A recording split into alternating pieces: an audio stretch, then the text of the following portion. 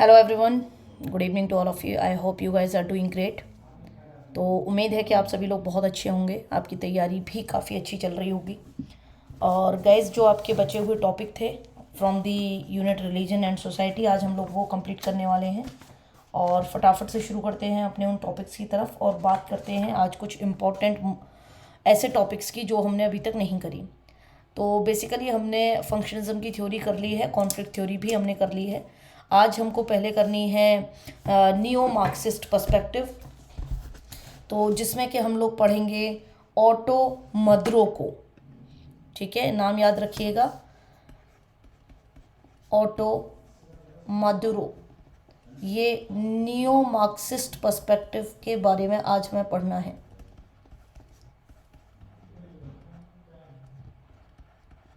ठीक है, और अगर आपने अभी तक सेशन को लाइक नहीं किया है, शेयर नहीं किया है, तो कृपया करके कर लीजिएगा। और जिसने भी अभी तक चैनल को सब्सक्राइब नहीं किया है, चैनल को सब्सक्राइब ज़रूर करें। ठीक है जी। तो हमने कल जब अपनी बात ख़त्म करी थी रिलीजियस रिवाइवलिज्म के ऊपर अपनी बात ख़त्म करी थी। फंडामेंटलिज्म आज हम करने वाले हैं। इस पूरे के पूरे टॉपिक को देखेंगे। जहाँ पे हमने रिवाइवलिज्म को कंप्लीट कर लिया है, फंडामेंटलिज्म देखेंगे। ये दोनों चीज़ों के बारे में भी मैं आपको बताऊँगी। नियो मार्क्सिस्ट पर्सपेक्टिव की अगर हम बात करें तो सबसे पहले हमें ये पता होना चाहिए कि यहाँ पे ये न्यू मार्क्सिस्ट पर्सपेक्टिव क्या कहते हैं। बेसिकली ये काफ़ी सारे एस्पेक्ट्स देते हैं कार्ल मार्क्स के एनालिसिस ऑफ रिलीजन के। ठीक है, डिफरेंट एस्पेक्ट्स यहाँ पर बताते हैं। तो बेसिकली इनका जो व्यू होता है, क्यों इनको नियो मार्क्सिस्ट कहते हैं, ये डिफरेंट एस्पेक्ट्स बताते हैं of Marxist point of view.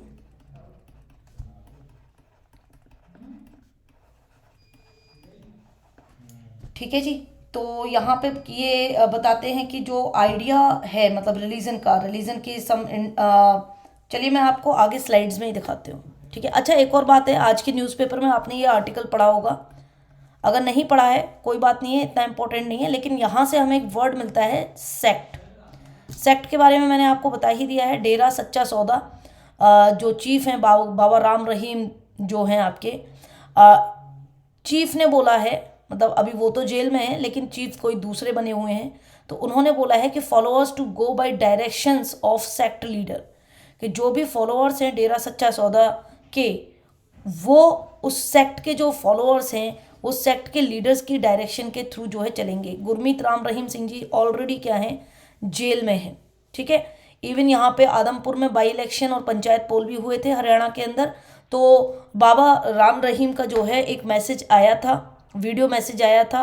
ठीक है, और ये उत्तर प्रदेश के आश्रम के लिए इन्होंने यहाँ पर बातें कही हैं। सेक्ट का जो उत्तर प्रदेश का आश्रम है, सेक्ट बेसिकली क्या है आपको पता है, वो फॉलोअर्स जो कि किसी स्पेशल तरीके के लीडर को फॉलो कर रहे हैं और उनकी आइडियोलॉजीज़ को फॉलो कर रहे हैं। तो अपने को अब ये जो छोटी छोटी चीज़ें हैं ना जो न्यूज़पेपर में आती हैं, उनका अंदाज़ा अपने को लग जाएगा कि अच्छा भाई सेक्ट वर्ड आया है, यानी कि हाँ मतलब ये अपने को पता है कि क्या होता है।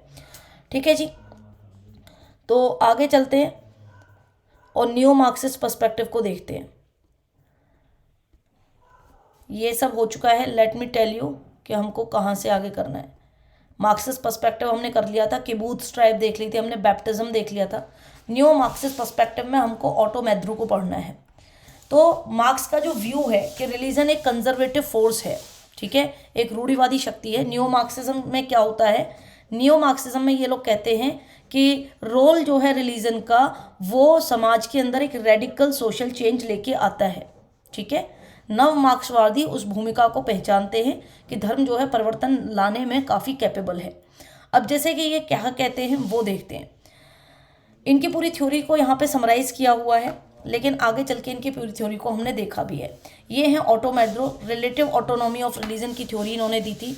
ये one of the earliest Marxist हैं जिन्होंने रिकॉग्नाइज़ किया था, मतलब इंगल्स के हमने 3 पॉइंट पढ़े भी थे, जिसमें इन्होंने रिकॉग्नाइज़ किया था कि किस तरीके से अर्ली क्रिश्चियन सेक्ट्स जो हैं उन्होंने रजिस्ट किया रोमन एम्पायर के रूल को। और कल हमने पढ़ा था कि ऑप्रेस्ड क्लासेस के द्वारा क्रिश्चियनिटी शुरू करी गई थी लेट 19th सेंचुरी में। हमने कम्युनिस्ट और सोशलिस्ट मूवमेंट भी देखी। ठीक है, क्रिश्चियनिटी उससे पहले आ गया था, लेट 19th सेंचुरी में हमने सोशलिस्ट कम्युनिस्ट मूवमेंट भी देखे। लेकिन इसी चीज़ को new Marxist point of view में कैसे देखते हैं, ये कहते हैं कि क्रिश्चियनिटी हो सकता है कि ऑपरेसिव फोर्स के अपोजिशन में जो है ओरिजिनेट हुआ हो। It is possible for it कि इवॉल्व होने के लिए into a source of resistance, इन्होंने एज अ रेजिस्टेंस जो है रोमन कल्चर को, रोमन रूल को रेजिस्ट करने के लिए क्रिश्चियनिटी का जो है धर्म का शुरुआत हुई हो, which has a potential to bring about radical social change. तो बेसिकली न्यो मार्क्सिस्ट ये कहते हैं कि भैया जो भी अपना जो मार्क्स की जितनी भी फिलॉसफीज हैं उसको हम देखते हैं कि समाज में सोशल चेंज लाने के लिए काफ़ी ज़्यादा इम्पोर्टेंट है, रेडिकल सोशल चेंज लेके आती हैं जितनी भी चीज़ें हैं। तो न्यो मार्क्सिस्ट इस तरीके से इन चीज़ों को देखते हैं। ऑटो मोद्रो एक न्यो मार्क्सिस्ट थे जिन्होंने आर्ग्यू किया कि रिलीजियस इंस्टीट्यूशंस जो हैं हमारे, उनके पास में अपनी खुद की आज़ादी होनी चाहिए, इकोनॉमिक बेस का उनके ऊपर कोई भी ऐसा प्रेशर नहीं होना चाहिए, रिलीजियस इंस्टीट्यूशंस को पावरफुल एलिट के फ़ायदे के लिए काम नहीं करना चाहिए, उनको इंडिपेंडेंटली काम करना चाहिए। ऑटोनॉमी की थ्योरी यहाँ पर दी है इन्होंने कहा है कि रिलेटिव ऑटोनॉमी होनी चाहिए, अपनी जो है अपनी स्वायत्तता होनी चाहिए रिलीजन के लिए। रिलीजन जो है ऐसा नहीं है कि पैसे वाले लोगों के हिसाब से चलेगा। तो मोद्रो ये आर्ग्यू करते हैं कि कुछ सोसाइटीज़ में हम ये देखते हैं कि रिलीजन सिर्फ might actually be the only institution जिसके द्वारा लोगों को ऑर्गेनाइज किया जाता है रेडिकल सोशल चेंज के लिए। ठीक है, आप देखते हैं कि काफ़ी सारे समाज ऐसे हैं जहाँ पे धर्म के नाम पर क्या है आंदोलन और ये सारी चीज़ों के लिए क्या है लोगों को उकसाया जाता है, गाइड किया जाता है, और फिर जो है वहाँ पर ये रेडिकल सोशल चेंज लाने की बात करते हैं। लैटिन अमेरिका का इन्होंने एक एग्जाम्पल देते हुए कहा है कि यहाँ पे अगर बात करेंगे लैटिन अमेरिका के अंदर तो कैथोलिसिज्म जो है रिलीजन है, मतलब अपना एक ब्रांच है ऑफ क्रिश्चियनिटी, मेथोडिस्ट प्रोटेस्टेंट की तरह, कैल्विनिज्म की तरह, वैसे ही कैथोलिसिज्म है, सबसे पुराना ब्रांच है।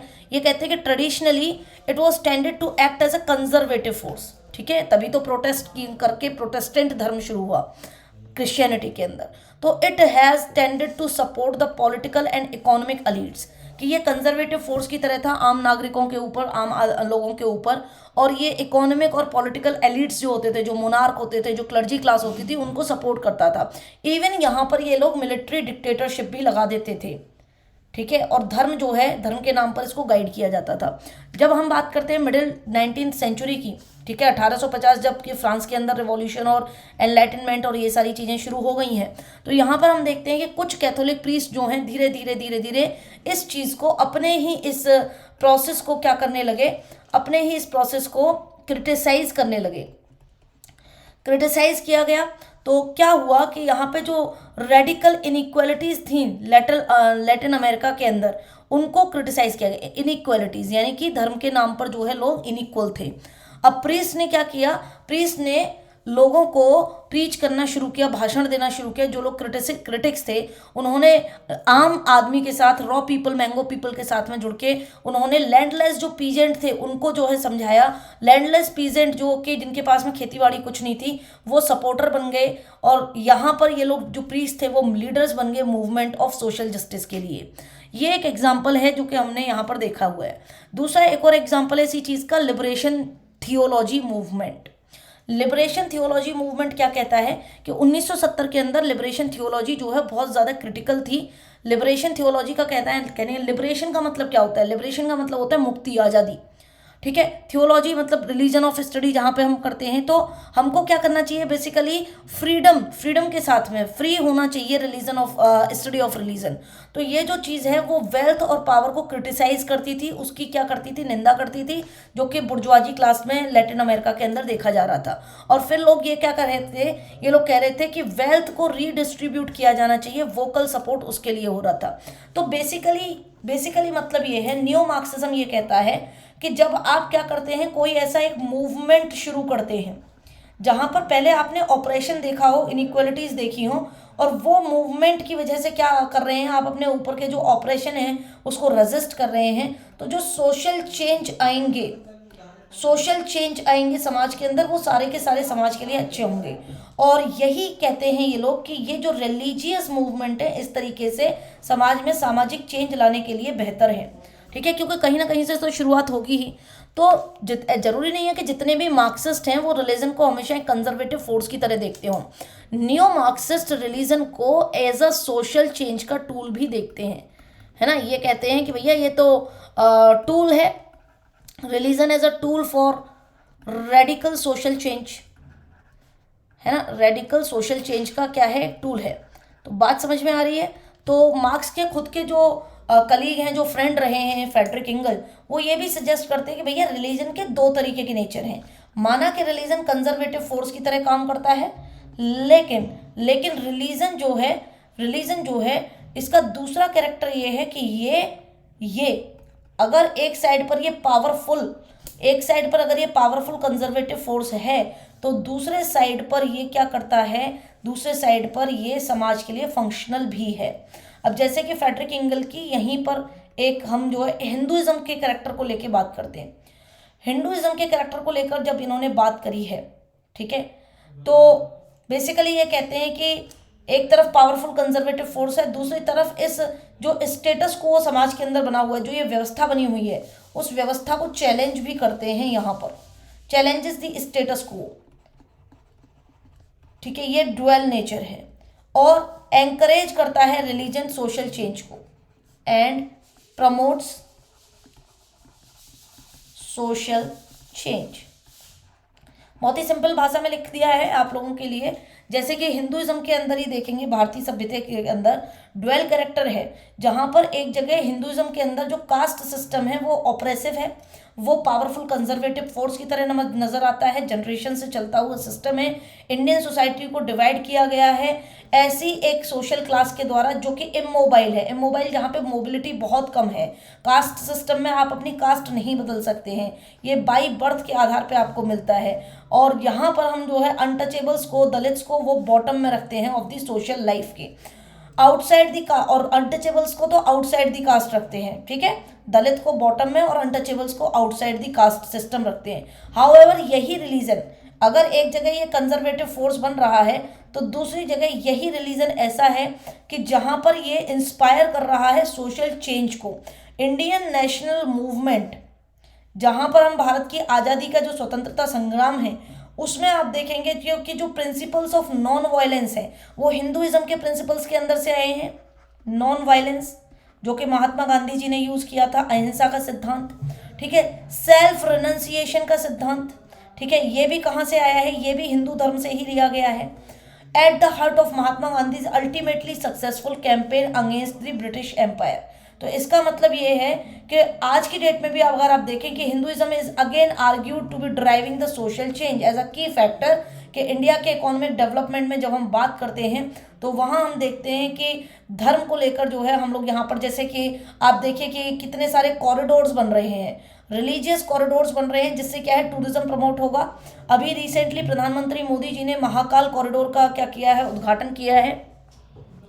तो ये सारी चीज़ें क्या हैं, इकोनॉमिक डेवलपमेंट में भी काफ़ी ज़्यादा अच्छी हैं।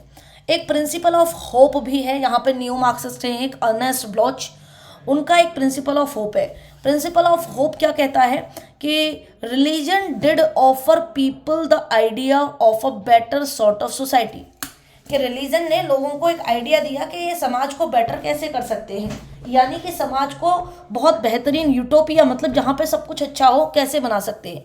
तो जबकि ये ब्लॉच भाई साहब जो हैं खुद नास्तिक थे, ये भाई साहब खुद में नास्तिक थे, और उसके बावजूद भी इन्होंने ये बात करी है कि रिलीजियस जो फेथ होता है इट वाज मिसप्लेस्ड, ठीक है, एज एन एथीस्ट ये कहते हैं कि it was misplaced, he did not see it in the hope for a better sort of society, कि रिलीजन को हमेशा इन्होंने ऐसे समझा कि ये मिसप्लेस किया हुआ है, जबकि एक होप बनती है समाज की बेहतरी के लिए, और एक बिलीफ सिस्टम बनता है जिससे कि लोग क्या करते हैं, लोगों के अंदर अपनी जो डिग्निटी होती है, आत्मसम्मान होता है, एक अच्छे जीवन जीने की, एक अच्छे समाज में जीवन जीने की एक मेंटलिटी होती है, रिलीजन उसका भी एक होप बन सकता है।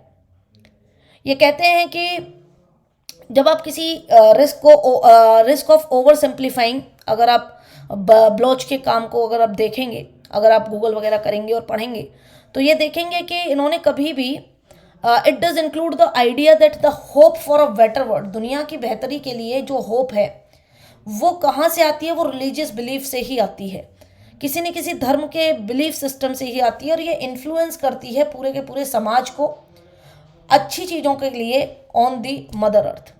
और ये कहते हैं कि जन्नत कहीं नहीं है, ठीक है, जन्नत यही है। कहाँ है हेवन? जो हेवन का कॉन्सेप्ट हम देख रहे थे इतने दिन से, तो वो हेवन किधर है? वो हेवन बेटा इधर ही है। वो हेवन कहाँ है? ऑन अर्थ इटसेल्फ, धरती पर ही स्वर्ग है।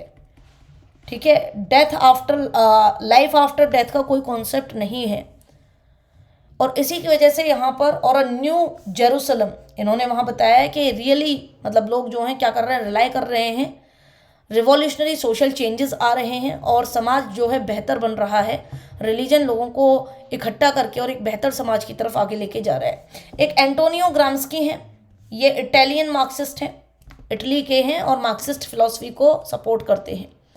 नियो मार्क्सिस्ट हैं, इन्होंने कहा है कि किस तरीके से जो पूंजीपति लोग हैं वो अपनी पावर को मेंटेन करते हैं एक पूंजीवादी समाज में, उसके बारे में इन्होंने बताया है। पावर को मेंटेन करना यानी कि कैसे जो है अपनी सत्ता को बना के रखना है। तो ये बताते हैं कि जब मुसोलिनी का फासिस्ट रिजीम चल रहा था, फांसीवाद वाला जो दौर चल रहा था, उस समय पर एंटोनियो ग्राम्स्की ने ये सारी चीज़ें लिखी थी जेल के अंदर बैठ के। और इन्होंने ये काफ़ी सारी चीज़ें लिखी सोफिस्टिकेटेड तरीके से। इन्होंने समझा कि किस तरीके से ये जो डोमिनेंट आइडियोलॉजी है पूंजीवादी लोगों की, ये किस तरीके से समाज के अंदर मेंटेन करी जाती है। लोग कैसे कल्चर के नाम पर, रिलीजन के नाम पर भोले भाले लोगों को भटकाते हैं और अपनी हेजीमनी को मेंटेन करते हैं। हेजीमनी कहते हैं प्रभुता, सत्ता। हेजीमनी कहते हैं एक डोमिनेंट सेट ऑफ आइडियाज़ जिसको आप हर जगह पर जो है अप्लाई करना चाहते हो। तो ये अलग अलग चीज़ें हैं जिन्होंने कि बताया है। ग्राम्स्की एग्री करते हैं कार्ल मार्क्स की थ्योरी से, लेनिन की थ्योरी से, अल्थुसर की थ्योरी से, और ये कहते हैं कि रिलीजन एक इम्पॉर्टेंट पार्ट प्ले करता है समाज के अंदर, जिसके थ्रू जो रूलिंग क्लास है वो अपना कंट्रोल जो है बना के रखती है on the subject class. However जो दूसरे तरीके के लोग हैं, इंगल्स हो गए, ग्राम्स्की हो गए, इंगल्स हो गए, और जो आपके ऑटो मुद्रो हो गए, ग्राम्स्की कहते हैं कि ये रिलीजन के सिर्फ और सिर्फ एक रोल के बता रहे, was the only role religion could play. तो ग्राम्स्की ने कभी भी इंगल्स की तरह इस दूसरे पार्ट को नहीं सोचा। Workers were able to organise against the hegemony, ये कहते हैं कि लोग इकट्ठे होंगे, इस हेजिमनी के खिलाफ इकट्ठे होंगे और क्या करेंगे, इसके खिलाफ रिवॉल्यूशन करेंगे। रिवॉल्यूशन अगर सक्सेसफुल हुआ तो काउंटर हेजिमनी डेवलप कर देंगे, यानी कि अब वर्कर्स की चलेगी, डोमिनेंट रूल उनका होगा।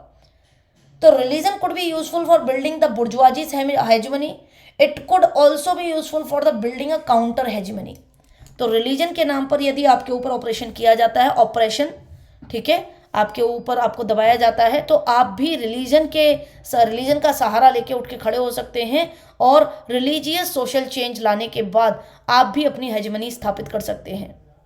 और इस हेजमनी को स्थापित कैसे करेंगे? जब आपके पास में ऐसे लीडर होंगे जो कि इंटेलेक्चुअल्स होंगे।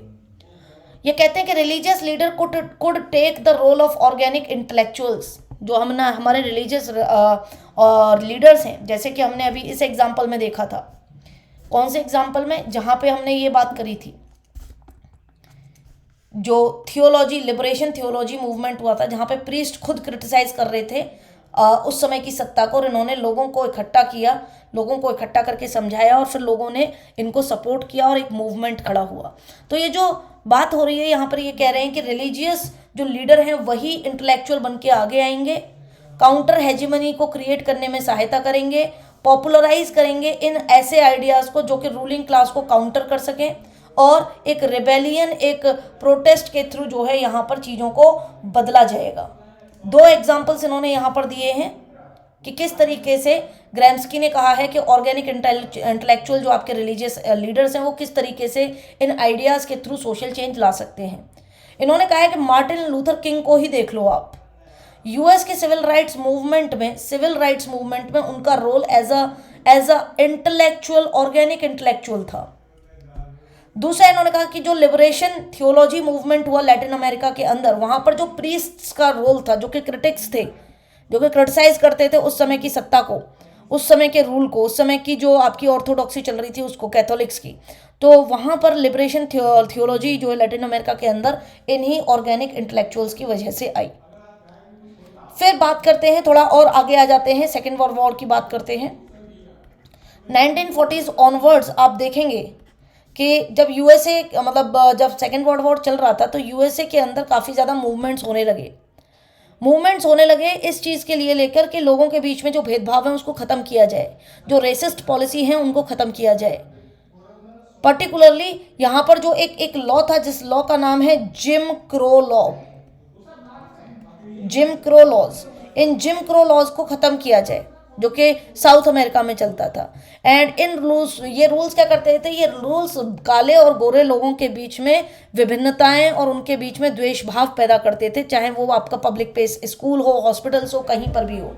और काफ़ी सारे many black people from voting, उनको वोटिंग राइट से भी जो है हटा देते थे। अब वोटिंग नहीं होगी तो एज अ रिजल्ट क्या होगा कि उनका जो है ज्यूरीज में या कहीं पर भी पब्लिक पार्टिसिपेट, गवर्नमेंट जॉब्स में उनका पार्टिसिपेशन नहीं होता था। काफ़ी ज़्यादा एब्यूज़ किया जाता था ब्लैक पीपल को, इंक्लूडिंग लिंचिंग हुई। लिंचिंग यानी कि मास के द्वारा जो है व्यक्तियों को मार दिया गया, जिसमें एक व्यक्ति था जिसका नाम था क्लू क्लक्स क्लैन। ये एक ही व्यक्ति का नाम है, इसको मार दिया गया था, ब्लैक पीपल था। ठीक है, ये सारी चीज़ें हमने देखी हैं। और यहाँ पे कैंपेन्स हुए कि एक तो ये रेसिज्म को ख़त्म किया जाए, दूसरा इक्वल राइट्स के लिए यहाँ पर बात हुई। इक्वल राइट्स की बात हुई तो उसके लिए इन्होंने अलग अलग तरीके अपनाए कि जितने भी मोस्ट हाई प्रोफाइल लोग हैं, जैसे कि सिविल डिसोबीडियंस कैंपेन वो चलाएंगे। और इसमें सबसे आगे आए मार्टिन लूथर किंग, अ ब्लैक क्रिश्चियन। क्लर्जीमैन थे, ये क्लर्जीमैन थे, ठीक है, समझ रहे हैं, अच्छे खासे प्रीस्टली क्लास से बिलोंग करते थे। लीडिंग रोल था इनका इस कैंपेन में। तो ये खुद एज अ क्रिटिक बन के आए इस सभ्यता के। और किंग ने क्या किया, क्रिश्चियन टीचिंग्स को कंबाइन किया with the campaigning ideas of Mahatma Gandhi.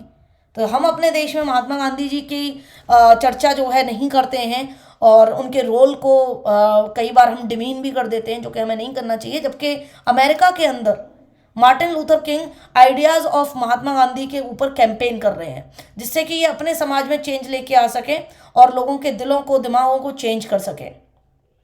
King was a clergy man, फिर भी जो है it was not a religious campaign, this was not a religious campaign, ये सिविल राइट मूवमेंट था। ये सिविल राइट कैंपेनर्स थे, डिफरेंट रिलीजियस व्यूज के यहाँ पर लोग थे। कुछ लोग इस्लाम से थे, कुछ लोग ब्लैक नेशनलिस्ट इस्लामिक सेक्ट से थे, जैसे कि मैल्कॉम एक्स। और यहाँ पर religion did play it's part, religion ने भी अपने इस पार्ट को प्ले किया, रिलीजन ने भी अपने पार्ट को प्ले किया। ऐसा नहीं है कि रिलीजन ने कोई पार्ट प्ले नहीं किया। और मूवमेंट ये सिविल राइट मूवमेंट था। जैसे कि यहाँ पर रिलीजन का क्या पार्ट था कि किंग मार्टिन लूथर किंग जो थे उन्होंने क्रिश्चियन टीचिंग्स को कंबाइन किया महात्मा गांधी के आइडियाज से। और महात्मा गांधी के आइडियाज कहाँ से आए थे, हिंदुइज्म से, नॉन वायलेंस हिंदुइज्म से आया था।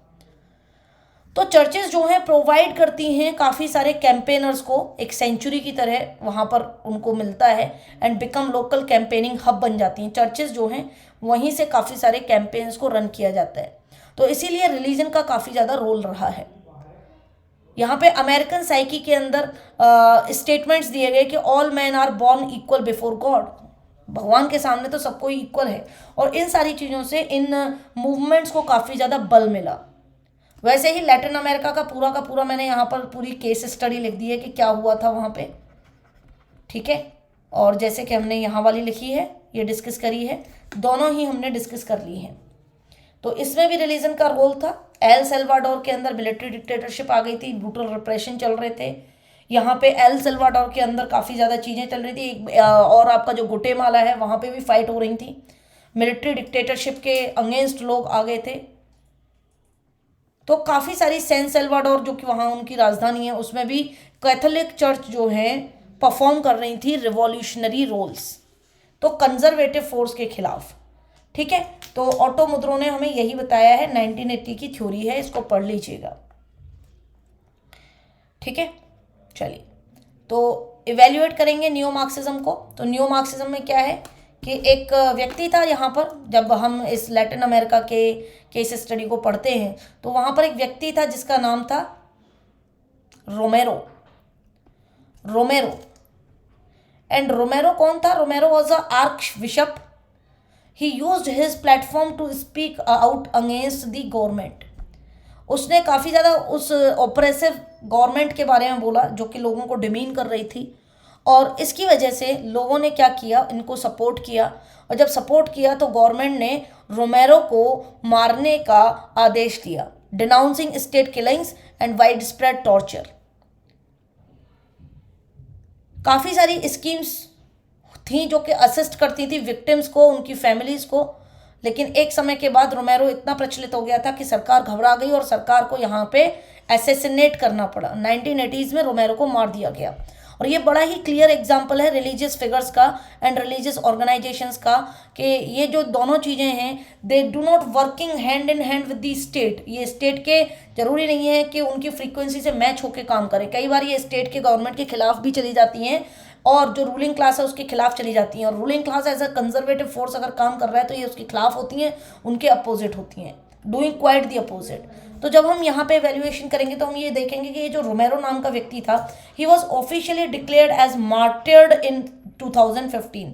अब आप ये देखो कि 1980 में इसको असैसिनेट किया गया था।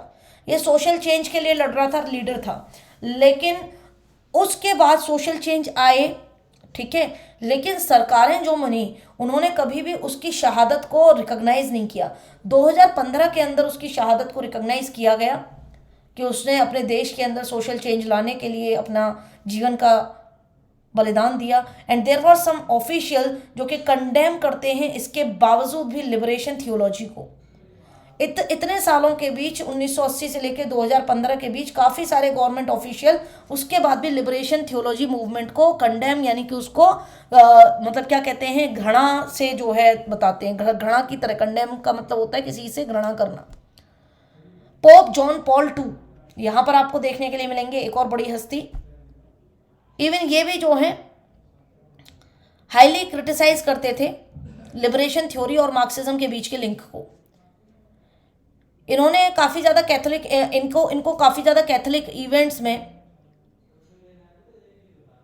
बैन कर दिया गया था बोलने से, क्योंकि ये क्रिटिसाइज करते थे। और ये भी आर्ग्यू कर सकते हैं हम लोग कि रोमेरो जो हैं, रोमेरो एंड लिबरेशन थियोलॉजिस्ट जितने भी थे जो उस समय पर लैटिन अमेरिका के अंदर मूवमेंट चला रहे थे, they were acting against the conservative position of the international church. और कुछ क्वेश्चन हमारे सामने आते हैं कि क्यों सेंट्रल रिलीजन जो है सिविल राइट मूवमेंट बन गया। How central religion was to the civil rights movement, कि Martin Luther King was a clergyman, उसके बाद भी मल्टी फेथ और सेक्युलर मूवमेंट उन्होंने चलाया। तो नियो मार्क्सिस्ट यही बताते हैं, भैया हम ये व्यू देते हैं यहाँ पे कि जो फंक्शनलिस्ट हैं, जो फेमिनिस्ट हैं, जो मार्क्सिस्ट हैं, ये सब रिलीजन को एक सोशली तरीके से देखते हैं, religion as being socially very significant, इस तरीके से देखते हैं कि रिलीजन का समाज में बहुत बड़ा रोल है। चाहे वो कंजर्वेटिव फोर्स की तरह देखते हो, चाहे वो समाज के फंक्शनलिस्ट लोग कहते हैं कि वो सोशल चेंज का एक इंजन बनता है, पूरे ड्वेल नेचर की तरह देखते हो। लेकिन जो लोग सोशलॉजिस्ट हैं वो ये आर्ग्यू भी करते हैं कि there has been a rapid process of secularisation. Secularization would question whether religion today play a especially significant role in either way, conservative or reformist। कि अगर रिलीजन ही जो है क्या कर सकता है, रिफॉर्म लेके आ सकता है, तो ऐसे तो सेक्युलरिज्म भी रिफॉर्म लेके आ सकता है, ठीक है, सेक्युलरिज्म भी रिफॉर्म लेके आ सकता है। तो रिलीजन के रोल को यहाँ पर क्या किया जाता है, रिलीजन के रोल को यहाँ पर क्रिटिसाइज किया जाता है कि सिर्फ रिलीजन के रोल से कुछ नहीं है, ठीक है जी। तो ये काफ़ी सारी चीज़ें हैं जो कि हमको यहाँ पर देखने के लिए मिलती हैं। कुछ लोग कहते हैं कि this is a Eurocentric position, यानी कि यूरोपियन फिलॉसफी है जिसको लोग जो है फॉलो कर रहे हैं, ignoring the prominence of religion, religion की प्रोमिनेंस को, रिलीजन की बात को जो है इग्नोर कर रहे हैं, रिलीजन के महत्व को इग्नोर कर रहे हैं, जबकि ऐसा नहीं है, ठीक है। तो अब हम चलते हैं आगे, एक और टॉपिक कर लेते हैं। तो ये वाला टॉपिक हमारा कंप्लीट हो गया है। फेमिनिज्म हम बाद में करेंगे जब एक साथ बताऊंगे। तो न्यू मार्क्सिज्म हो चुका है। रिलीजन एंड सोशल चेंज ही मैंने कल आपको ऑलरेडी करा दिया था। रिलीजन एंड साइंस के बारे में देखने से पहले मैं आपको बताना चाहूँगी सेक्युलराइजेशन एंड सेक्युलरिज्म क्या है, ये दोनों और इनके बीच का डिफरेंस क्या है। कि सेक्युलराइजेशन एक ऐसा प्रोसेस है, काफ़ी सारे सोशियोलॉजिस्ट मानते हैं कि एक ऐसा प्रोसेस है जो कि रिलीजन के इन्फ्लुएंस को सोशल लाइफ के जितने भी एस्पेक्ट्स हैं उनके अंदर डिमिनिश करता है। कहने का मतलब है कि याद हो तो एक बारी अगस्त कॉम्टे ने कहा था, कल भी हमने पढ़ा था कि 3 स्टेज आएंगी, थियोलॉजिकल स्टेज होगी, मेटाफिजिकल स्टेज होगी और साइंटिफिक स्टेज होगी। और ये जो साइंटिफिक स्टेज होगी इसमें रोल ऑफ रिलीजन ख़त्म हो जाएगा। ठीक है, रिलीजन का जो रोल है वो एकदम से ख़त्म हो जाएगा, लेकिन ऐसा नहीं हुआ।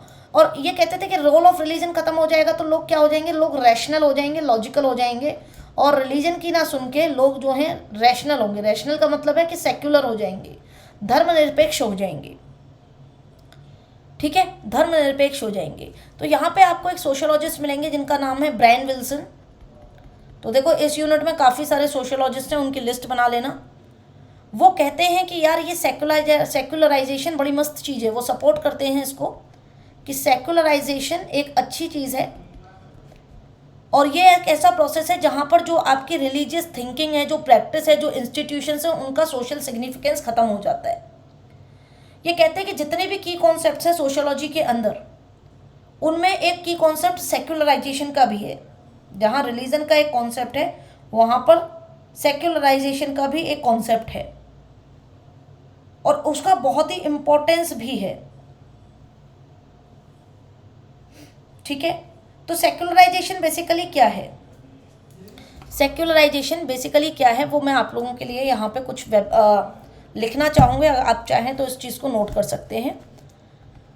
तो सेक्युलराइजेशन कहते हैं, सेक्युलर कहते हैं धर्मनिरपेक्ष को।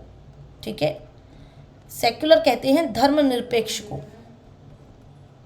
हिंदी में भी लिख देते हो, ये हो गई धर्मनिरपेक्षता।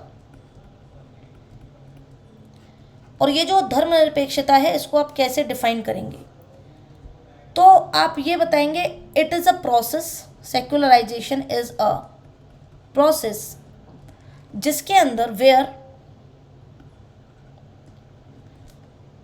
There is a decline, there is a decline in social and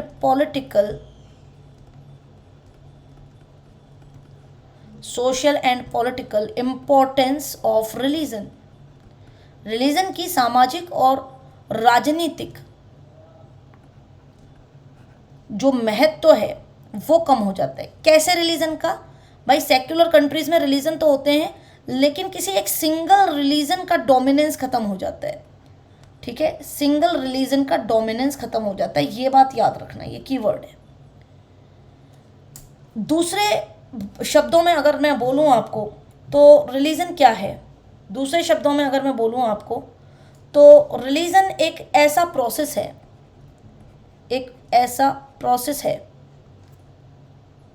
where social changes, जहाँ सोशल चेंजेस जो हैं, या आप लिख सकते हैं कि जो सोशल इंस्टीट्यूशन है, जहाँ पे सोशल इंस्टीट्यूशन है उनको फ़ायदा होता है। कैसे फ़ायदा होता है? उनको कंसिडरेबल ऑटोनॉमी मिल जाती है, क्योंकि वो किसी एक धर्म के वश में नहीं रहते, एक धर्म के डोमिनेंस में नहीं रहते, तो उनको ऑटोनॉमी मिल जाती है, कंसिडरेबल ऑटोनॉमी मिल जाती है। और क्या मिल जाता है? और क्या हो जाता है? गेन होता है कंसिडरेबल ऑटोनॉमी का। एंड डिक्लाइन होता है क्या? एंड डिक्लाइंस दी, ये प्रोसेस है जिसके थ्रू आप देखेंगे डिक्लाइन किस चीज़ का? रिलीजियस कॉन्शियसनेस का। ठीक है, जिसको मार्क्स फॉल्स कॉन्शियसनेस बता रहे थे, उसका डिक्लाइन हो जाता है। अब वो फॉल्स है या नहीं है ये अपने अलग अलग व्यूज़ हैं, लेकिन इस तरीके की रिलीजियस कॉन्शियसनेस का क्या हो जाता है? डिक्लाइन। तो ये सेक्युलराइजेशन है। इसके अलावा अगर हम बात करें तो हम किस चीज़ की बात कर सकते हैं? सेक्युलरिज्म क्या है? यहाँ से एक वर्ड निकलेगा सेक्युलरिज्म, सेक्युलरिज्म। अब इज़म लग गया है, यानी कि इस फिलॉसफी को अगर हम बात करें, इस फिलॉसफी की बात करें तो इस फिलॉसफी को कहेंगे सेक्युलरिज्म। ठीक है, इस फिलॉसफी को कहेंगे सेक्युलरिज्म। तो सेक्युलरिज्म को कैसे डिफाइन करोगे? इसको हिंदी में बोलेंगे आप धर्म निरपेक्षवाद। ठीक है, धर्मनिरपेक्षवाद। अब क्या है, it is an ideology,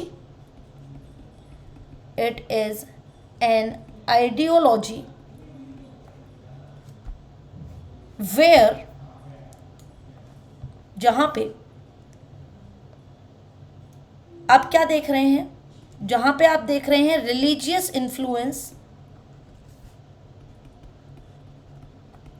religious influence in day to day life. जैसे हम लोगों की आज की जीवन हो गया है ना कि हम लोग अपनी डे टू डे लाइफ में हमारा रिलीजियस इन्फ्लुएंस कम होता दिख रहा है। Of the people, of the people reduced, reduces, of the people reduces. तो ये है क्या, सेक्युलरिज्म की एक बहुत ही सिंपल और शॉर्ट डेफिनेशन। क्या आपको समझ में आ गई? अब सेक्युलरिज्म के दो तरीके के व्यू हैं बेटा, इस धर्मनिरपेक्षवाद के दो तरीके के व्यू हैं। एक है जी वेस्टर्न व्यू, वेस्टर्न व्यू, और एक आपको देखने के लिए मिलेगा इंडियन व्यू। ठीक है, एक अपने को इंडियन व्यू देखने के लिए मिलेगा। तो वेस्टर्न व्यू क्या कहता है, वेस्टर्न व्यू क्या बताता है हमको, कोई बता सकता है मुझे? हाँ भाई, वेस्टर्न व्यू क्या कहता है, कमेंट सेक्शन में कोई बता सकता है?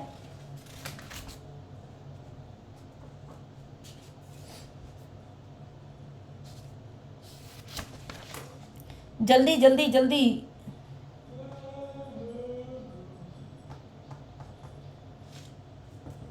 ये कहता है बेसिकली सेपरेशन ऑफ, कि रिलीजन का सरकार के, गवर्नमेंट के, स्टेट के अंदर कोई रोल नहीं होना चाहिए। Separation of religion from state affairs. ठीक है, जबकि जो अपना इंडियन व्यू है क्या कहता है, इसको सोशल हिस्ट्री ऑफ वेस्ट के अंदर काफ़ी ज़्यादा टर्निंग पॉइंट माना गया है। ठीक है, काफ़ी ज़्यादा टर्निंग पॉइंट माना गया है, और आप वेस्टर्न कंट्रीज़ के अंदर देखेंगे तो रिलीजन का रोल आपको बहुत ही कम मिलेगा। कोई ही ऐसी कंट्री शायद से आपको मिले जहाँ पे वेस्टर्न कंट्री हो और उसमें रिलीजन का रोल हो। तो टर्निंग पॉइंट माना गया है इसको इन दी सोशल हिस्ट्री ऑफ, ठीक है, social history of western societies. ठीक है, जबकि अब अगर अपन इंडियन व्यू की बात करें तो इंडिया के अंदर केस जो है डिफरेंट है। इंडिया के अंदर कभी भी कोई चर्च नहीं थी या कोई पावरफुल ऑर्गेनाइज्ड स्टेट नहीं थी पहले, और यहाँ पर कोई क्वेश्चन ही नहीं था। यहाँ पर नो क्वेश्चन ऑफ, उस समय इंडियन व्यू कहता है कि no question of a need, जबकि हम सेक्युलर हैं, जबकि हम सेक्युलर हैं for the separation of state and religion. क्यों? क्योंकि हम तो पहले से ही सेक्युलर हैं।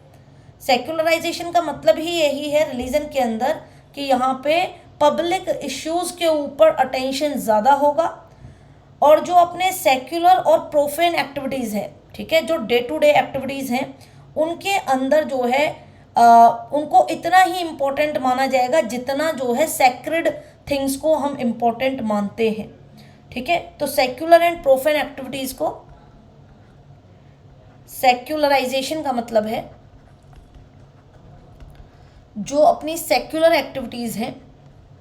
सेक्युलर एक्टिविटीज़ क्या है? तुम भी जॉब जा रहे हो, मैं भी जॉब जा रहे हो, हम दोनों अलग अलग धर्म से हैं, लेकिन काम हम दोनों को ही करना है, अपनी कंपनी के लिए करना है, तो वो क्या हो गया, हमारी एक सेक्युलर एक्टिविटी हो गई।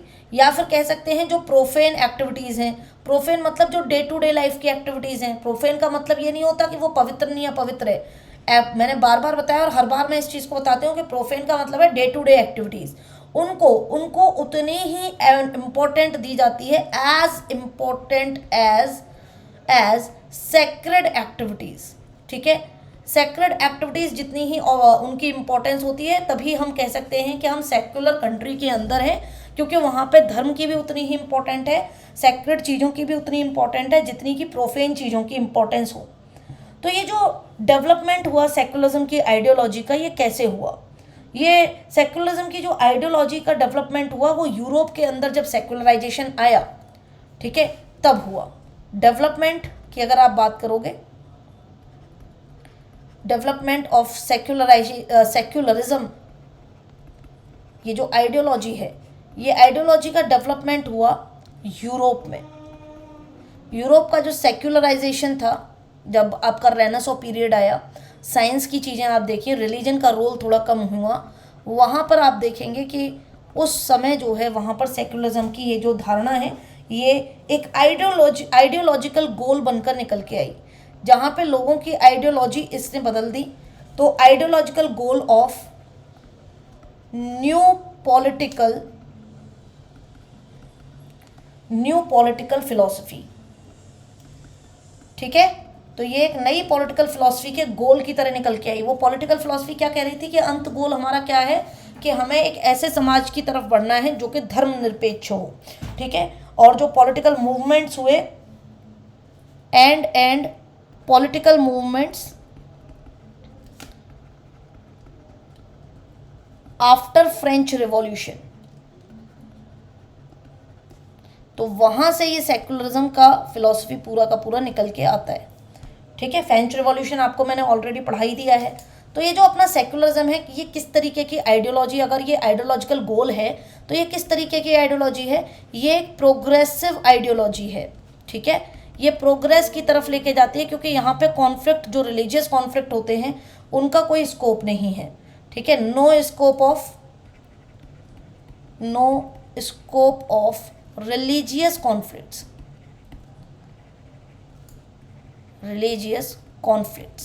बात समझ में आ रही है, ठीक है।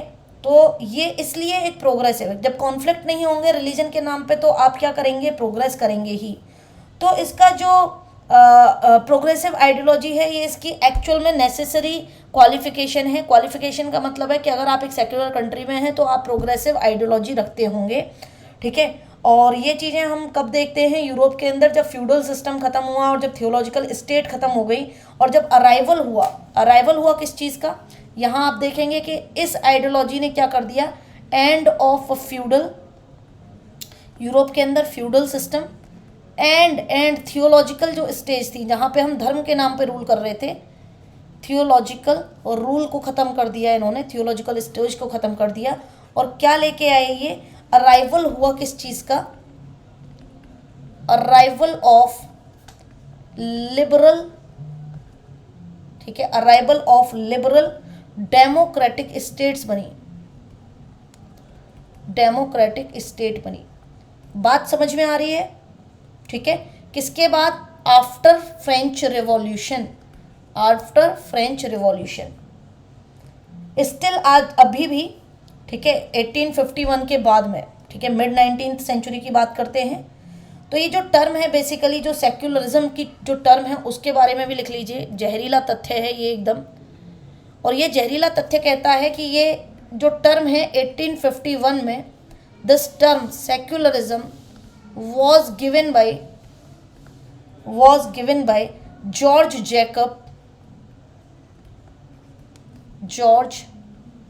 जैकब होलियोके, और इनके फॉलोअर्स को कहा गया जैकोबियंस, ठीक है, इनके फॉलोअर्स को कहा गया जैकोबियंस। बात समझ में आई इतनी? तो अगर मैं आपसे कहूँ कि सेक्युलरिज्म के मेजर स्ट्रैंड्स क्या हैं, कौन सी ऐसी चीज़ें हैं जो आपको बताती हैं कि किसी कंट्री के अंदर सेक्युलरिज्म है या नहीं है, तो अगर कैरेक्टरिस्टिक्स अगर आपसे पूछता है कि सेक्युलरिज्म की क्या कैरेक्टरिस्टिक है या सेक्युलरिज्म को डिफाइन करो, तो भाई एक तो यहाँ पर ये है कि पार्टिसिपेशन इन इंस्टीट्यूशनल रिलीजन, कि धर्म जो है, लोगों का धर्म जो है यहाँ पर नहीं आएगा, इंस्टीट्यूशनल रिलीजन जो है वो पार्टिसिपेट करेगा। यानी कि जो ऑर्गेनाइज्ड रिलीजियस पार्टिसिपेशन है उसका डिक्लाइन होगा सोसाइटी के अंदर, ऑर्गेनाइज्ड रिलीजियस पार्टिसिपेशन जो है उसका डिक्लाइन होगा अकॉर्डिंग टू ब्रायन विल्सन। और ये कहते हैं कि यहाँ पर डायरेक्ट इन्फ्लुएंस जो है ख़त्म हो जाएगा लोगों के ऊपर से, किस चीज़ का, रिलीजन का। तो यहाँ पर जो आपकी संस्थाएं हैं, ठीक है, जो गवर्नमेंट की संस्थाएं हैं, उनका जो रिलेटिव इम्पोर्टेंस है वो बढ़ जाएगा, ठीक है, उनका रिलेटिव इम्पोर्टेंस बढ़ जाएगा। ठीक है, जैसे कि कुछ लोग ये भी आर्ग्यू करते हैं कि जो चर्च की अटेंडेंस वाली जो चीज़ थी, ठीक है, चर्च की अटेंडेंस का एक जो सिस्टम था रिलीजियस रिवाइवलिज्म का, तो उसमें भी फॉल देखा गया, मतलब उसमें भी कमी गिरावट देखी गई as a symbol of secularization in society. तो पहला इसका वो है कि पार्टिसिपेशन इन, अगर आप सेक्युलर हो जाएंगे तो फिर आप उतना मंदिर वगैरह, उतना चर्च वगैरह नहीं जाएंगे ना, तो आपको वहीं पर देखने के लिए मिल जाएगा कि कितने लोग जो है डेली अटेंड कर रहे हैं रिलीजियस मीटिंग्स को। उसी से आपको पता चल जाएगा कि लोगों के अंदर रिलीजन को लेकर अभी भावनाएं बदली हैं या नहीं बदली हैं। तो पहला तो ये था। दूसरा ये था कि जो एवरी डे की लाइफ है, डे टू डे लाइफ है, वहाँ से जो आपका रिलीजन का रोल है, ठीक है, role of religion in profane activities वो डिक्लाइन होगा। सीम्स टू बी डिसएंगेजमेंट, ठीक है, तो वहाँ पे आपको डिसएंगेजमेंट देखने के लिए मिलेगा, रिलीजन का रोल कम देखने के लिए मिलेगा। तीसरा पॉइंट इसमें ये आता है, ठीक है, तीसरा पॉइंट इसमें ये आता है कि आपको इंक्रीज देखने के लिए मिलेगा इन सोसाइटेशन, यानी कि समाजीकरण आपको बढ़ता हुआ दिखेगा। सोसाइटलाइजेशन में आपको इंक्रीज दिखेगा। चौथा पॉइंट ये है यहाँ पर कि आपको इंडिविजुअलिज्म बढ़ता हुआ दिखेगा, क्योंकि रिलीजन सबको बांध के रखता है। अब हो गए आप सेक्युलर, तो अब आपके पास में आज़ादी है, अब आप अपने हिसाब से सोच सकते हैं, काम कर सकते हैं, तो इंडिविजुअलिज्म आपको बढ़ता हुआ दिखाई देगा। आपको रिलीजियस प्लूरलिज्म दिखाई देगी, ठीक है, इंक्रीज इन रिलीजियस प्लूरलिज्म, कि धर्म है लेकिन एक से ज़्यादा भी हैं, ठीक है, धर्म है एक से ज़्यादा भी हैं, प्लूरलिज्म वो भी आपको दिखाई देगा as a symbol of secularization. तो किसी को कोई दिक्कत हो तो बता दीजिएगा कमेंट सेक्शन में, क्योंकि प्लूरलिज्म, रिलीजियस प्लूरलिज्म मैंने आपको बता दिया, जहाँ पे एक से ज़्यादा भावनाओं को, सम्मानों को, बिलीफ को, आइडियाज़ को जो है सम्मान दिया जाए और सब लोग आपस में कोएग्जिस्ट करें, इक्वली पार्टिसिपेशन हो। सोच लो, ठीक है। इसके अलावा यहाँ पे आपको डीसेक्रिलाइजेशन मिलेगा, डीसेक्रिलाइजेशन ये मिलेगा आपको। डीसेक्रिलाइजेशन क्या होता है? सेक्रेड चीज़ों का आपको जो है यहाँ पे मॉडर्न सोसाइटी में अब कोई रोल नहीं मिलेगा। जैसे कि डीसेक्रिलाइजेशन कहते हैं कि जो आज का मॉडर्न सोसाइटी है,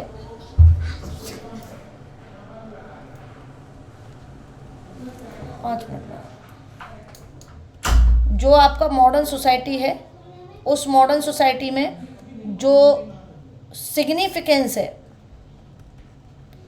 सिग्निफिकेंस ऑफ सेक्रेड थिंग्स, ये आपको कम मिलेगा, ठीक है। हैज़ नो प्लेस, यानी कि ब्रायन विल्सन, ये सारी की सारी चीज़ें जो है ना वो ब्रायन विल्सन ने समझाई हुई हैं। ब्रायन विल्सन कहते हैं कि man act less and less in response to religious motivation. Man act less and less, इंसान जो है, आदमी जो है, समाज में लोग जो हैं, कम से कम क्या करेंगे? In response to religious motivation, in response to religious motivation. तो देखो, बेसिक सी बात तो ये निकल के आती है कि जिस चीज़ का भी कोई बेहतर लीडर मिल जाता है समाज में लोगों को, लोग उसी को फॉलो करने लग जाते हैं। जैसे कि अगर कोई कहे लीडर बने और आके मतलब लोग उसे फॉलो कर रहे हैं, रिलीजियस रिवाइवलिज्म की बात करें वो, है ना, तो क्या होगा? आपको डिमोलिशन ऑफ बाबरी मस्जिद जैसी चीज़ें देखने के लिए मिल जाती हैं, ठीक है। आपको देखने के लिए मिलेगा कि समाज के अंदर जो हारमनी है वो डिस्टर्ब हो रही है, जस्ट बिकॉज ऑफ कि लोग जो हैं अपने अपने रिलीजन को रिवाइव करना चाहते हैं और सबकी आइडियोलॉजी क्या है, एक दूसरे से टकरा रही हैं। आइडियोलॉजी का मतभेद और उन्हीं का टकराव है। फिर अगर आप बात करो कि भाई कोई सेक्युलर, अब जैसे बाबा साहब अम्बेडकर की बात करें, लोग अगर आज की डेट में वो होते, ठीक है, या उनके जैसा कोई व्यक्ति समाज से निकल के आता है और लोग उसको फॉलो करते हैं, तो लोग रिलीजियस मोटिवेशन को जो है कम देखेंगे और लोग सेकुलराइजेशन की तरफ ज़्यादा देखेंगे। तो इट्स ऑल अबाउट कि आपकी लीडरशिप कैसी है, ठीक है। इट्स ऑल अबाउट कि लीडरशिप क्या चाहती है, लीडरशिप का क्या है। तो बेसिकली ये कहते हैं कि ब्रायन विल्सन कहते हैं कि लोग जो है क्या करेंगे, रैशनल टर्म्स में काम करेंगे। रैशनल यानी कि लॉजिकल हो जाएंगे, और फिर जो है लॉजिकलिटी का ही मतलब है कि जहाँ पे आप क्या कर रहे हैं, कोएग्जिस्ट कर रहे हैं सारे रिलीजन, और आप जो है रिलीजन के आधार पे नहीं, अपने समाज के आधार पे काम कर रहे हैं। आपका खुद का कोई रिलीजन हो सकता है पर्सनली, लेकिन वहाँ पर भी आप जब भी आप कोई एक्टिविटी कर रहे हैं, रिलीजियस इंस्टीट्यूशंस को उनमें इन्वॉल्व नहीं कर रहे, इन्फ्लुएंस उनका आपको कम दिख रहा है।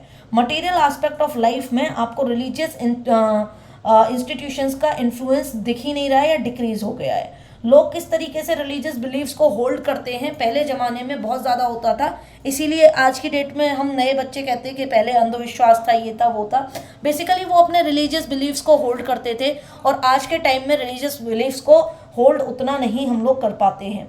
आज के टाइम में रैशनलाइजेशन ऑफ बिलीव्स बढ़ गया है, ठीक है, सॉरी रैशनलाइजेशन, हाँ, कोई भी आपकी मान्यता है उसके पीछे की लॉजिक्स लोग देखते हैं, ठीक है, उसके पीछे का लॉजिक्स देखते हैं। तो ये सारी चीज़ें हैं जो कि बात करते हैं जहाँ पर हम सेक्युलराइजेशन की, और इसके अंदर कई सारी और भी थ्योरीज हैं, जिसमें कि आपको 2-3 लोगों का नाम और मिलेगा। एरिक कॉफमैन का नाम मिलेगा, जिन्होंने 21st सेंचुरी के अंदर एक थ्योरी दी थी रिलीजन इन मॉडर्न यूरोप की थ्योरी, वो डेवी ने दी थी। इन्होंने जो है एक थ्योरी दी थी जहाँ पर इन्होंने बोला था कि इनहेरिट द अर्थ। तो मैं वो सारी चीज़ें लिख के लेके आया हूँ ऑलरेडी, तो आपको उसमें कोई प्रॉब्लम नहीं होगी, ठीक है। क्या कहाँ हो गया सेक्युलराइजेशन। तो सेक्युलराइजेशन में मैंने ऑलरेडी ये सारे नोट्स आप लोगों के लिए डाले हुए हैं, और मैं फिर भी लिख देती हूँ कि कौन किस किस की थ्योरी और है हमारे पास में। रिलीजन के सेक्युलराइजेशन से जुड़ी हुई जो थ्योरी है, उसमें एक थ्योरी मिलती है हमको एरिक कॉफमैन की, और ये देखने के बाद में आप एक बार अपनी जो भी आपके पास में बुक हो वो बुक जरूर पढ़ लेना। एरिक कॉफमैन की जो थ्योरी है उसमें ये कहते हैं इनहेरिट द अर्थ।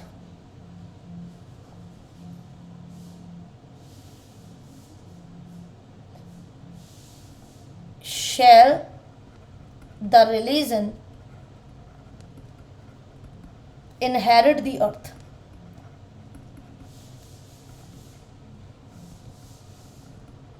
एक ये इनकी थ्योरी है जहाँ पर ये कहते हैं डेमोग्राफी, ये टाइटल है पूरा का पूरा, demography and politics in 21st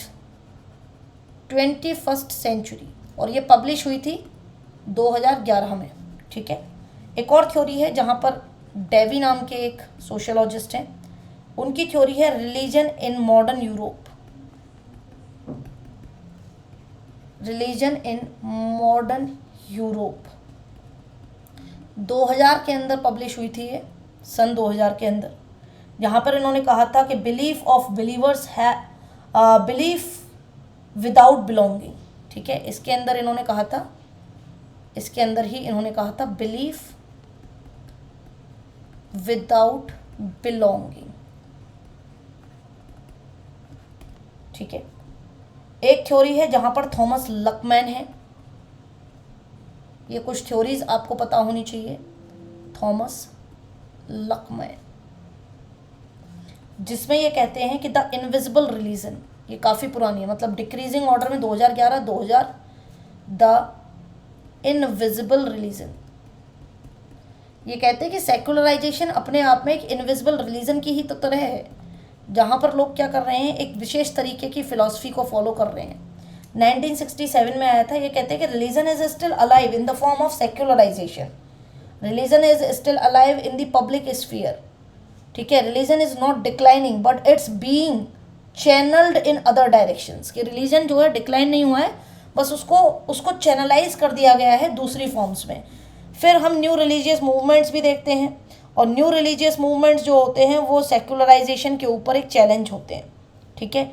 जैसे कि मिडिल ईस्ट में टेंशन्स बढ़ गई थी, वेस्ट एशिया में टेंशन्स बढ़ गई थी आपस में, और ये सारी चीज़ें जो हैं जहाँ पर हम देखते हैं कि religion is given no less importance, वहाँ पे रिलीजन के नाम पर चीज़ें होती हैं, ठीक है। वहाँ पर कम्युनिटीज़ के बीच में अर्मेनिया अजरबैजान में जो चीज़ें हो रही हैं वो रिलीजियस एथनिसिटी के ऊपर ही जो है सारी की सारी प्रॉब्लम्स हो रही हैं, तो वो सब भी पढ़ेंगे। अभी क्या है, इसको थोड़ा थोड़ा करके एक एक टॉपिक को ख़त्म कर दूंगी मैं। साथ में आज की जो आपकी यूनिट है वो हम शुरू कर देंगे, पॉलिटिक्स एंड सोसाइटी, ठीक है। तो आज हमने क्या देख लिया है, आज हमने एक तो दो चीज़ें ख़त्म कर ली हैं आज हमने। एक तो हमने न्यू मार्क्सिस्ट पर्सपेक्टिव कर लिया, छोटी छोटी वीडियोस बनाऊंगे अब मैं, और उसमें एक एक चीज़ कवर करेंगे, बड़ी वीडियो की जगह एक छोटी छोटी वीडियोस बनाते रहेंगे। तो न्यू मार्क्सिस्ट पर्सपेक्टिव देख लिया है। दूसरा हमने जो है सेक्युलराइजेशन देख लिया है। इसके सारे नोट्स आपको ऑलरेडी मिल जाएंगे PDF के अंदर, और आप वहाँ से और अच्छे से पढ़ सकते हैं। फिर जो बचा है, रिवाइवलिज्म हम ऑलरेडी कर चुके हैं, फंडामेंटलिज्म वगैरह मैंने बता दिया था आपको, बस लगे हाथ जो है थोड़ा सा और जो है फंडामेंटलिज्म बता देते हैं तो ये भी ख़त्म हो जाएगा। फिर रिलीजन एंड साइंस हमारा बचेगा सिर्फ।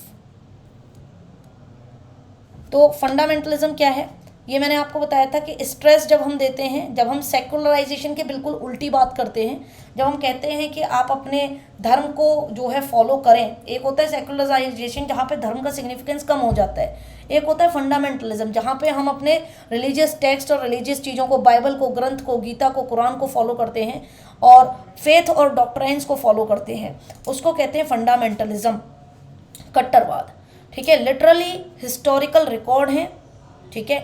रिजल्ट्स हमको देखने के लिए मिलते हैं यहाँ पर कि कई बार कट्टरवाद जो है मिलिटेंट स्टैंड्स भी ले लेते हैं और टेकन बाय द फॉलोअर्स, और कई बार ऐसा होता है कि यहाँ पे जो स्क्रिप्चर्स हैं उनको जो है क्या किया जाता है, बहुत ज़्यादा उनके ऊपर एम्फेसिस किया जाता है। तो कह सकते हैं कि फंडामेंटलिज्म जो है सेपरेट करता है एक कम्युनिटी को दूसरी कम्युनिटी से या फिर मेन स्ट्रीम कम्युनिटी से।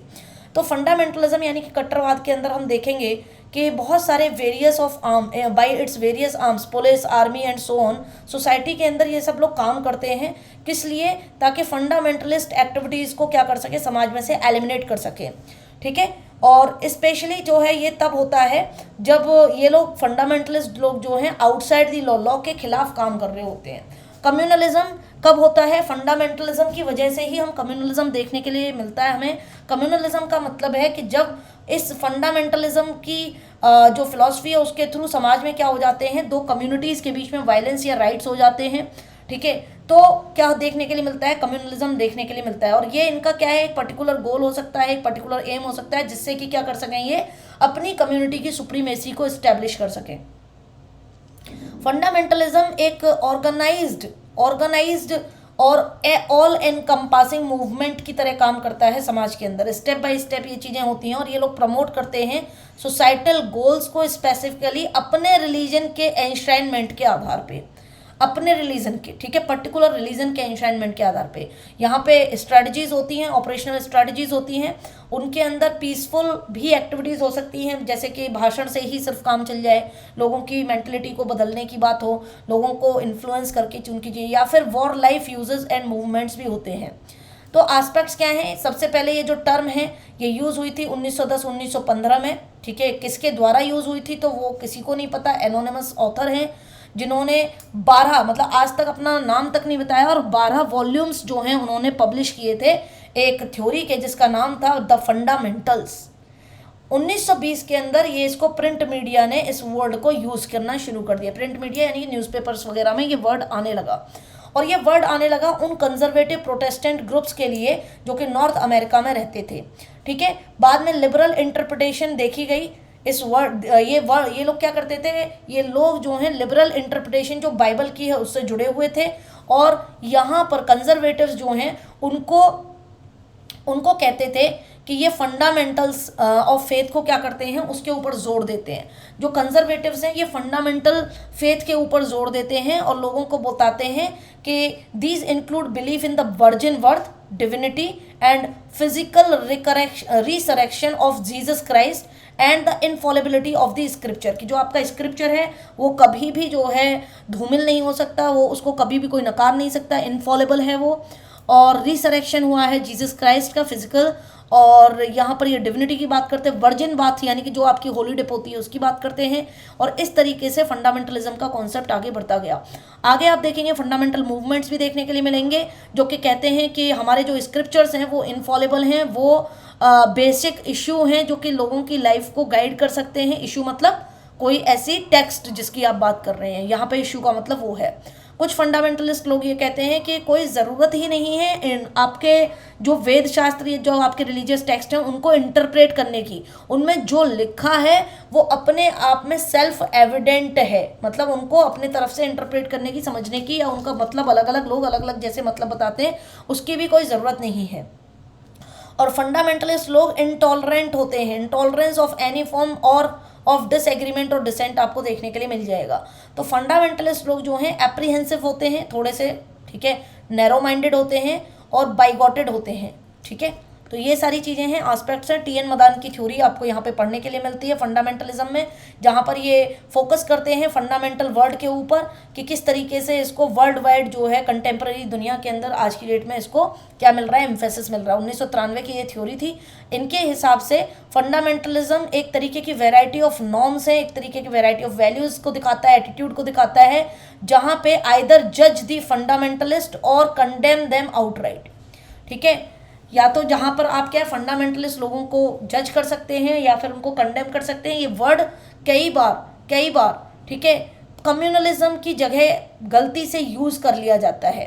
फंडामेंटलिज्म का मतलब ये नहीं है कि सिर्फ और सिर्फ वो हमेशा द्वेष भावना या वायलेंस की बात करते हैं, वो कम्युनलिज्म होता है। फंडामेंटलिज्म का मतलब है कि अपने धर्म को आप जो है रिप्रेजेंट कर रहे हैं और अपने धर्म को जो है आप कह रहे हैं कि हमारा धर्म सर्वश्रेष्ठ है और हमें इसकी रूट्स को जो है फॉलो करना चाहिए। लेकिन क्या होता है आज की डेट में फंडामेंटलिज्म एक अम्ब्रेला टर्म बन गई है, एक ब्लैंकेट टर्म बन गई है, और क्योंकि फंडामेंटलिज्म की वजह से कभी कभी जो है क्या होते हैं कम्युनलिज्म भी होता है, वायलेंस भी होते हैं, राइट्स भी होते हैं, इसीलिए कम्युनलिज्म इसके अंदर ही आ जाता है एज एन सब टर्म, सब कॉन्सेप्ट, ठीक है। बहुत सारे फंडामेंटल मूवमेंट देखने के लिए मिले हैं हमें दुनिया के अंदर, which are actually not identical, जरूरी नहीं है कि एक जैसे हों, अलग अलग तरीके से डिफर करते हैं, but they are linked by a family resemblance, ठीक है। अब फंडामेंटलिस्ट मूवमेंट जो है आपको एक कलेक्टिव कैरेक्टर इनका देखने के लिए मिलता है। कलेक्टिव कैरेक्टर मतलब कि यहाँ पे कोई करिज्मेटिक लीडर होगा जो कि यूजुअली एक इंसान होगा, कोई भगवान नहीं होता है, ठीक है, एक इंसान होगा।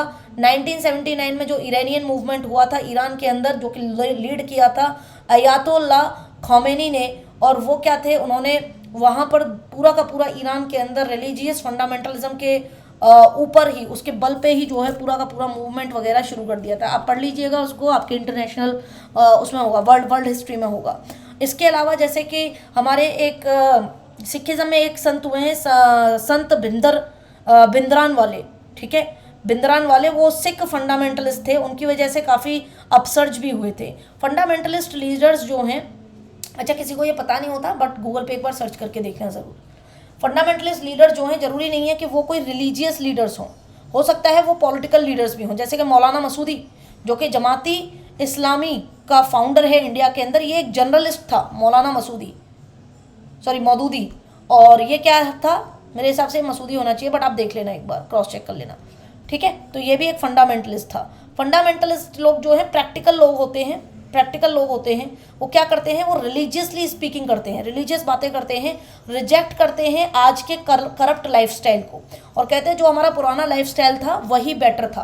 फंडामेंटल मूवमेंट जो है it is not only about the religious beliefs and practices but also the lifestyle generally, जो कि आज की डेट की लाइफस्टाइल है उसको, कंटेम्प्रेरी लाइफस्टाइल को ये लोग क्या करते हैं, बाइकआउट करने के लिए बात करते हैं, ठीक है। ये रिएक्टिव होते हैं, ये रेस्पॉन्सिव होते हैं, जिसमें कि एक व्यक्ति का इन्वॉल्वमेंट उसके लीडर और उसके पार्टिसिपेंट्स के हिसाब से देखा जाता है, और यहाँ पे टू वॉट दी, और किस एक्सटेंट तक है उसके आधार पे यहाँ पे क्राइसिस भी बता दी जाती है। मतलब कि अभी मान लीजिए कि रिलीजियस क्राइसिस आ गई है, सब लोगों को इकट्ठा होना है, सारे के सारे मतलब लीडर जो है क्या कर रहे हैं, लोगों को कॉल आउट कर रहे हैं, तो अर्जेंट रेमेडीज़ की ज़रूरत है, हमें कुछ ना कुछ करना होगा, बेसिक प्रोग्राम्स चलाने होंगे।